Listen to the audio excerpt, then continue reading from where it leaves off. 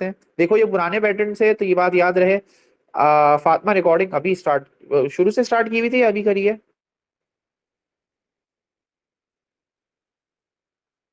चलो ठीक है अपना। ओके सो ये पुराने पैटर्न से आ रहा था, अब पैटर्न हमारा चेंज हो गया है। इसमें क्या है हमारे पास, ये 80 मार्क्स का आता था, ये भी 2 घंटे का ही होता था लेकिन 80 मार्क्स का होता था।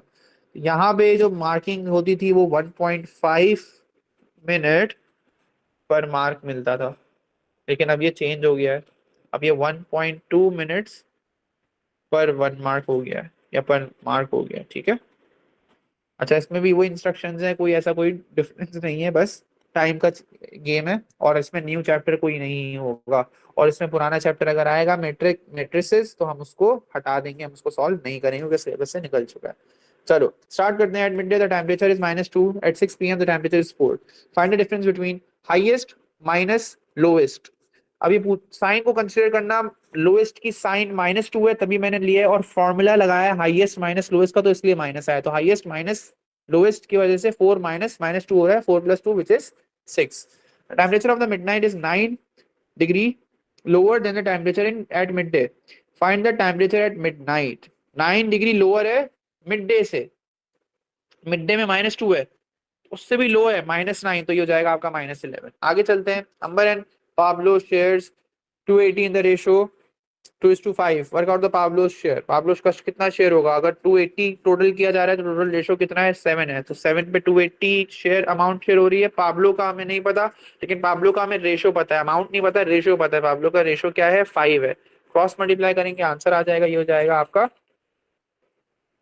280 multiplied by 5 divided by 7 equals to x। 7 1 जा 7, 7 4 जा 28, 40 बन जाएगा, और ये हो जाएगा आपका 5 4 जा 20, 200 आंसर है। आगे चलते हैं। Here are 8 integers. Find the mode. Mode most repeating, इनमें most repeating कौन सा है? -1। -1। ठीक है -1 हमारा आंसर है। मीडियन के लिए क्या करना पड़ता है? इसको अरेंज करना होता है इन असेंडिंग ऑर्डर। तो सबसे छोटा पहले आएगा -7, फिर उसके बाद आपका क्या आएगा? -5, फिर -3, फिर -3, फिर -1, फिर -1, फिर -1, और फिर उसके बाद 2। 2। 1 2 3 4 5 6 7 8, 8 इंटीजर होने चाहिए, ठीक है। अब कैंसिलेशन वाले मेथड से भी कर सकते हैं, फॉर्मूला भी लगा सकते हैं। मैं कैंसिलेशन से कर रहा हूँ, तो ये पहले कैंसिल किया, फिर ये कैंसिल किया, फिर ये कैंसिल किया, फिर ये, फिर ये, फिर ये। अब 2 आ गए बीच में, इनको कैंसिल कर दोगे तो खत्म ही हो जाएगा, तो इनको कैंसिल नहीं करना, ये बात याद रखना। इनको क्या करना पड़ेगा? दोनों को ऐड करना पड़ेगा और डिवाइड बाय 2 करना पड़ेगा, तो ये हो जाएगा -4 डिवाइड बाय 2, जिसकी वजह से आपका आंसर आ जाएगा -2। तो इसका भी मिडिल निकाला जाता है, दो नंबर्स का भी मिडिल निकाला जाता है, तो आपका वो पूरा मीडियन कंसिडर किया जाता है। आगे चलते हैं। 2 मार्क का था, यहाँ पे हो गया complete. Shade one more small square so the diagram has one line of symmetry. अच्छा कैसे देखेंगे लाइन ऑफ सिमेट्री के लिए? पहले ऐसे बनाया जा सकता है, अगर नहीं बन रहा तो छोड़ दो, क्योंकि इसके लिए यहाँ पे भी होना चाहिए, ये वाला यहाँ होना चाहिए। सिर्फ 1 का बोला जा रहा है तो यूं नहीं होगा। उसके बाद ऐसे करना चाहें तो ऐसे देख लें, इसके हिसाब से यहाँ शेड है तो यहाँ शेड होगा, ये वाला यहाँ है, यहाँ शेड होगा, ये वाला यहाँ शेड होगा। इस हिसाब से भी 3 शेड करने पड़ने to make the object symmetrical. अगर हम इसकी बात करें ऐसे डायगोनल बनाने की, डायगोनल बनाने, अगर डायगोनल हो हमारी लाइन ऑफ सिमेट्री, ओवरलैपिंग का केस है, समझाया हुआ है आप लोगों को। तो आप लोगों को देखना है कि जिस तरह का फेस वहां बन रहा है उसी तरीके का फेस क्या यहाँ बन सकता है। तो देखो ये वाला अगर देखा जाए, ये वाला और ये वाला ओवरलैप करेगा अगर इसको बीच में से फोल्ड किया जा रहा है। ये वाला और ये वाला होगा, लेकिन इसके लिए नहीं है, इस वाले के लिए नहीं है जिसमें मैं क्वेश्चन मार्क बना रहा हूँ। इसके लिए हम लोग क्या करेंगे? यहाँ पे लगाएंगे, ठीक है। तो ये आपका आंसर हो गया। Here's a regular polygon. Complete the description of the rotational symmetry of this polygon. Polygon के कितने साइड्स हैं इसके? इसके रोटेशनल सिमेट्री ऑफ ऑर्डर 3 होगा वैसे तो, खैर बहरहाल, लेकिन मैं समझा भी देता हूँ। 1 2 3 4 5 6। एंड आउट ऑफ 6 अगर आप लोग इस शेप के अंदर गौर से देखोगे तो इसके अंदर इसको ब्रेक डाउन किया हुआ है इनटू 6 ट्राइंगल्स, जिसमें से ट्राइंगल्स कलर्ड है। तो अगर मैं इसको थोड़ा सा रोटेट करता हूँ अगर मैं इसको ऐसे रोटेट कर रहा हूँ लाइक दिस, वैसे तो ये आप लोगों का ट्रेसिंग पेपर से नहीं, मतलब ट्रेसिंग पेपर यूज किया जा सकता है, लेकिन ये बहुत ईजी है, इसमें ट्रेसिंग पेपर में टाइम जाया नहीं करना है 1 मार्क के लिए। थोड़ा कॉम्प्लेक्स आ जाए तो उसके लिए ट्रेसिंग पेपर यूज कर सकते हो। बहरहाल इसके लिए क्या करोगे, अगर आप लोग थोड़ा सा इसको रोटेट कर रहे हो तो ये जो ब्लैक वाला है ना वो यहाँ आ जाएगा, और वो जो व्हाइट वाला है ना वो ये वाला व्हाइट वाला वहां चला जाएगा। तो ऐसे तो फेस सेम नहीं हुआ, हमें तो ऐसा चाहिए होता है कि हमने इसको रोटेट किया तो हमारी सेम टू सेम शक्ल आए। आ रही है बात समझ में? यस। तो फिर उस हिसाब से हम इसको फिर थोड़ा सा और रोटेट करेंगे, तो उसके बाद ये वाला जो डार्क है अब वो यहाँ आ जाएगा और लाइट वहां आ जाएगा। तो फर्स्ट टाइम हमें क्या मिल जाएगा, हमारा रोटेशनल सिमेट्री का एग्जैक्ट शुरू का शेप। तो इस तरह हम लोग घुमाते रहेंगे तो तीन, क्योंकि यहाँ पे यूं याद कर लो क्योंकि यहाँ पे 3 डार्क हैं, वैसे अगर ये 3 नहीं होते तो इसकी रोटेशनल सिमेट्री पता है कितनी होती, जितनी इसकी साइड्स हैं। तो नंबर ऑफ साइड्स कितनी है इसकी, 6 है, तो रोटेशनल सिमेट्री भी 6 होती। लेकिन क्योंकि यहाँ पे 3 ट्राइंगल्स में ब्रेक डाउन कर दिया तो इसकी रोटेशनल सिमेट्री ऑफ ऑर्डर 3 हो गई। चलो अब इसको सॉल्व करते हैं। ये हमारे पास क्या हो जाएगा, बिल्कुल बेसिक सिंप्लीफिकेशन है, इजी है, जो बेचारे यू लेकर आ रहे होते हैं उन लोगों के लिए है ये। लेकिन इससे भी कुछ बच्चे गलती करते हैं, तो प्लीज गलती नहीं करना। ठीक है, पहले मैं पॉजिटिव बी लिख देता हूँ, फिर उसके बाद -3a लिख देता हूँ, बी -3 हो जाएगा। अच्छा उसके बाद क्या है, एक्सपेंड करो 15x -10, that's it.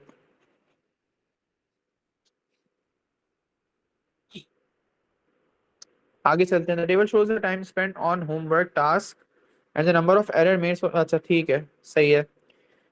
Scatter diagram है, स्कैटर प्लॉटिंग नजर आ रही है हम लोगों को। कंप्लीट द फर्स्ट 6 पॉइंट्स हुए हैं, कंप्लीट द स्कैटर डायग्राम। ये जो स्टेट किए हुए ये पॉइंट्स इन्होंने करके दे दिए हमें पहले से, हमें बाकी करने हैं। 60 पे 9 आ रहा है, 60 पे 9 आ रहा है तो देखेंगे 60 पे 9 एग्जैक्ट कोऑर्डिनेट 60 पे 9, ये रहा, हमने क्रॉस लगा दिया लाइक दिस। उसके बाद 65 पे 7 है, 65 पे 7 ऐसे स्ट्रेट जाएंगे ऊपर, ये रहा, यहाँ क्रॉस लग जाएगा 65 पे 7। 63 पे 8, 63 पे 8, हाँ इसको जरा देखना पड़ेगा 63 पे 8 को। 61, 62, 63, 60, एक एक डिवीजन है ना, एक के ही बराबर है। तो 63 पे क्या है, 8 है, तो 63 पे 8 आपका आएगा 60, 61, 62, 63, ये रहा 63 पे 8। अच्छा उसके बाद क्या दिया हुआ है, 70 पे 7 है, 70 पे 7 है। तो विदाउट वेस्टिंग टाइम ये आराम से हम लोगों ने कर लिया। अब उसके बाद क्या कहा जा रहा है, हमने प्लॉटिंग कर ली, 2 मार्क फ्री के मिल गए हम लोग को। उसके बाद कह रहे हैं draw the line of best fit. Best fit का क्या कॉन्सेप्ट है, कुछ लोग कहते हैं सर ये मैक्सिमम नंबर ऑफ कोऑर्डिनेट से गुजरनी चाहिए, नॉट ट्रू। सर ये जो है वो ओरिजिन से स्टार्ट होनी चाहिए, बिल्कुल नहीं, 100% डिसएग्री। सर ये जो है एक्सिस को क्रॉस करनी जरूरी है, बिल्कुल भी नहीं। क्या सर ये पूरे ग्राफ में नजर आनी चाहिए, बिल्कुल नजर आनी चाहिए, छोटी सी नहीं बननी चाहिए, लाइक दिस पूरी बननी चाहिए। सेकंड पॉइंट, क्या ये ट्रेंड को फॉलो करे, बिल्कुल। ट्रेंड कैसा जा रहा है, सारे ऐसे ट्रेंड में जा रहे हैं, तो इनके बिल्कुल बीच में से गुजारनी है। बीच में से कैसे गुजरेगी, लाइक दिस, ये आपकी प्रॉपर बन गई। अब इसमें देखो, हालांकि सिर्फ एक ही कोऑर्डिनेट क्या कर रहा है, आ रहा है लाइन पे। अब वो मैक्सिमम नंबर वाली बात गलत हो गई। अच्छा ये भी इसमें वेरी करेगी, आप लोग हर कोई परफेक्शन की तरफ नहीं जा सकता, तो ये वेरी करेगी, इस लिस्ट के अंदर आंसर रेंज होती है, और एग्जामिनर आपके लाइन ऑफ बेस्ट फिट से फर्दर आपके आंसर्स निकालता है। लेकिन ये बात याद रहे, बिल्कुल ही उल्टी बना दी तो फिर बेकार ही हो जाएगा, लाइन ऑफ बेस्ट फिट का भी मार्क नहीं मिलेगा फिर तो। बहरहाल आगे चलते हैं। Use a line of best fit to estimate the time this student spend on homework. अच्छा, line of best fit to estimate the time this student क्या कर रहा है, वो student, another student in the class made 6 errors। 6 errors हैं, यहां से देखेंगे अपन 6 errors पे हमारा आंसर आ गया रहा है।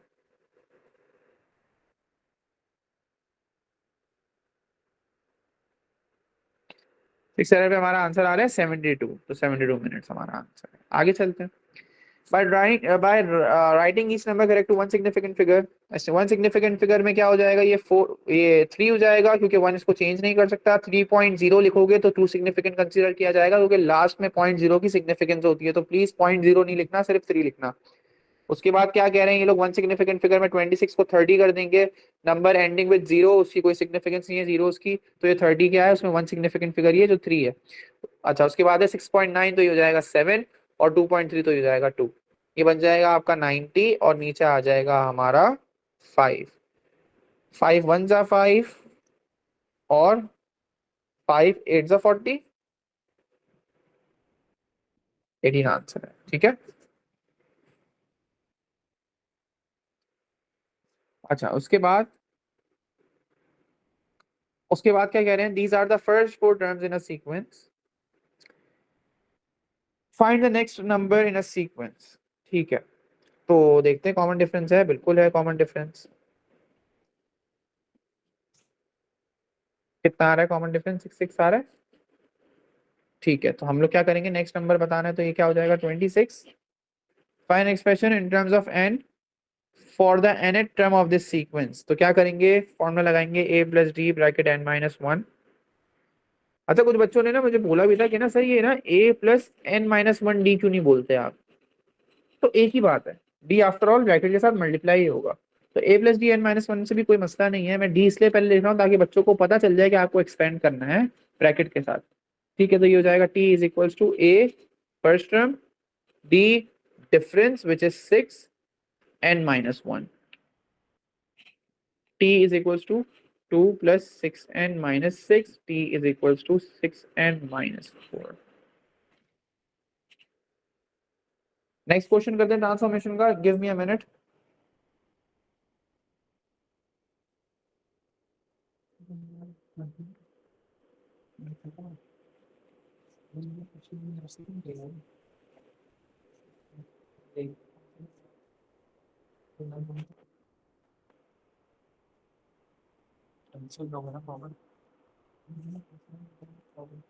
एक्शन तो आप सॉल्व करो उसको, सिंपलीफाई करके इस पे लेकर आओ, फिर हम रेंज की बात करेंगे।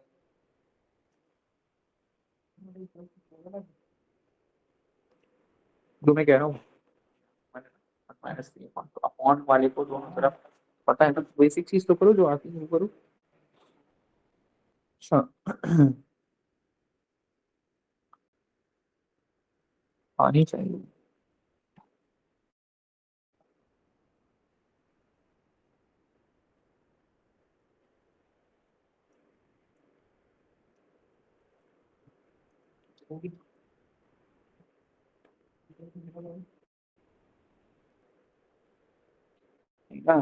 शो करना पाओगे पेज पर।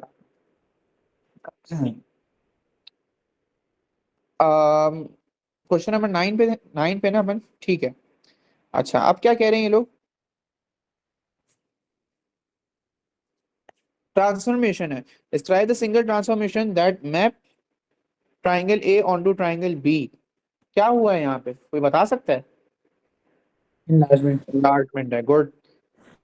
इनलार्जमेंट, अगर आप लोग लिखोगे ऐसे इनलार्जमेंट तो आपको 1 मार्क मिलेगा। फिर आप लोग लिखोगे विद स्केल फैक्टर, या विद भी नहीं लिखो, सिर्फ स्केल फैक्टर भी लिख दो तो वो समझ जाएंगे। स्केल फैक्टर, कितना स्केल फैक्टर है, कोई भी ट्राइंगल की डायमेंशन ले लो, हाँ 3 है, गुड। कोई भी ले लो, जैसे फॉर एग्जांपल अगर मैं इसकी बेस लेता हूँ तो यहाँ 1 है, यहाँ पे 3 है, तो स्केल फैक्टर 3 है। और तीसरी चीज आती है सेंटर, क्योंकि 3 मार्क का है तो आपको सेंटर ऑफ इनलार्जमेंट भी बताना है। सेंटर ऑफ इनलार्जमेंट कैसे निकालें, मैंने समझाया है, कॉरिस्पॉन्डिंग पॉइंट्स को से लाइन को गुजारा जाता है लाइक दिस।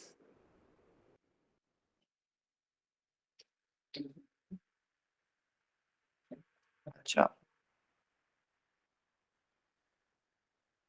इनको मैं जरा बना के, रुको 1 मिनट।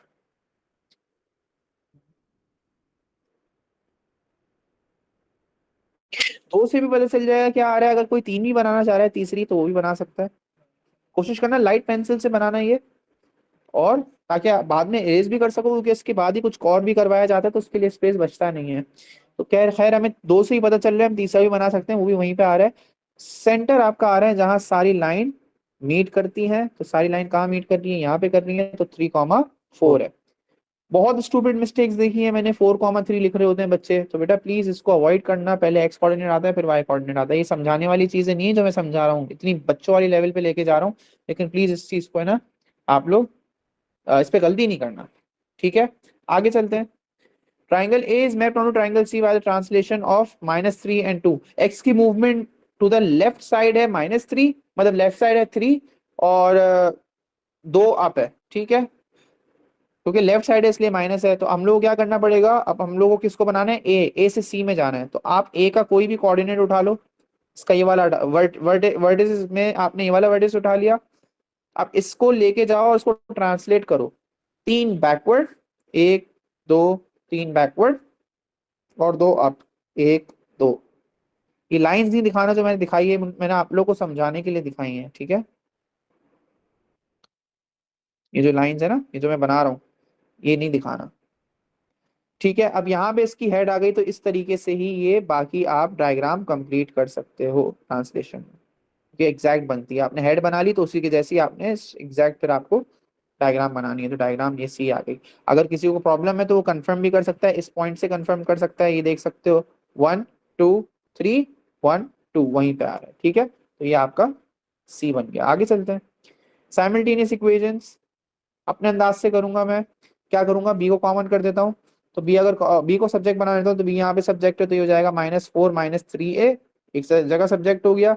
और यहाँ पे देखूं तो 3b equals to 9 -2a, B equals to 9 -2a upon 3। याद रहे, अगर सब्जेक्ट मेकिंग सही की है तो फिर तो बहुत आराम से ये सॉल्व हो जाएगा। क्या करेंगे, -4 -3a, मतलब अगर आप लोगों ने सब्जेक्ट मेकिंग सही की है तो ये इस वाले मेथड से गलतियों के कोई चांसेस ही नहीं है उसके बाद।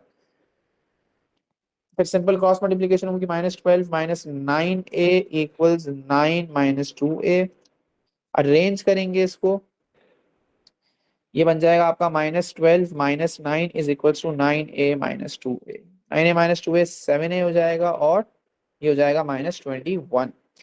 a is equals to -21 upon 7, -3 answer आ जाएगा a का। a equals to -3। तो अब आप लोग क्या कर लोगे, इसी की वैल्यू इस इक्वेशन में डाल दो, पहली वाली में डाल दो बल्ले। क्या आ रही है बताओ।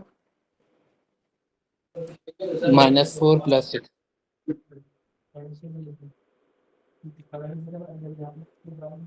2 आ रही है सर। 5 आएगी ना। ओ सॉरी सॉरी, मैंने 6 हाँ 5 आएगी।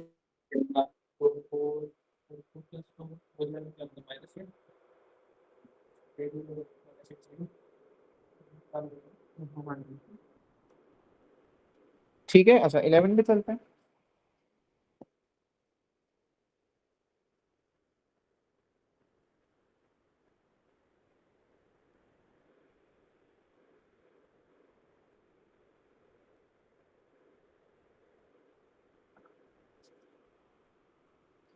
अच्छा, उसके बाद क्या कह रहे हैं क्वेश्चन नंबर 11 में, point A 2,4, point B 5,-2 by the straight line, ठीक है। Find the coordinates of the mid point. Mid point निकालना बहुत आसान है, अभी तक किसी ने निकाल भी लिए होंगे, जरा बताना।